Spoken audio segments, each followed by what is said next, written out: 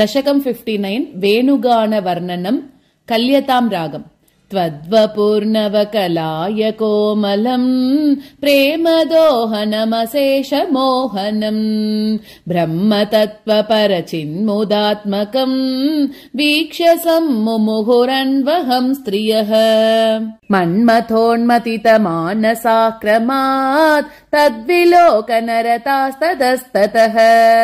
गोपिकास्तवनसेहिरे हरे काननोपगतिमप्यहर्मुके निर्गते भवति दत्तदृष्टयः त्वद्गतेन मनसा मृगे क्षणाः वेणुनादमुपकर्ण्य दूरतः त्वद्विलासकतयाभिरेमिरे काननान्तमितवान् भवानपि स्निग्धपादपतले मनोरमे व्यत्ययाकलितपादमास्थितः प्रत्यपूरयत वेणुनालिकाम् मारभानदुतकेचरीकुलम् निर्विकार पशुपक्षिमण्डलम्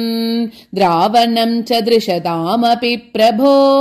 तावकम् व्यजनि वेणुकूजितम् वेणुरन्ध्रतरलाङ्गुलीदलम् तालसञ्चलितपादपल्लवम्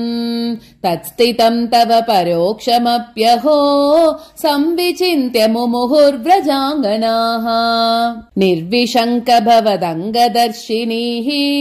केचरीकगमृगान् पशूनपि त्वत्पदप्रणयिकाननम् च ताः धन्यधन्यमिति नन्वमानयन् आपिभेयमधरामृतम् कदा वेणुभुक्तरसशेषमेकदा दूरतो भतकृतम् दुराशयेति आकुला मुहुरिमा समामुहन् प्रत्यहम् च पुनरित्तमङ्गनाः चित्तयोनिजनितादनुग्रहात् बद्धरागविवशास्त्वयि प्रभो नित्यमापुरिह कृत्य मूढताम् रागस्तावज्जायते हि स्वभावान् मोक्षोपायो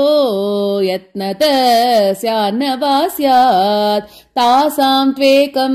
तद्वयं लब्धमासीद् भाग्यं भाग्यं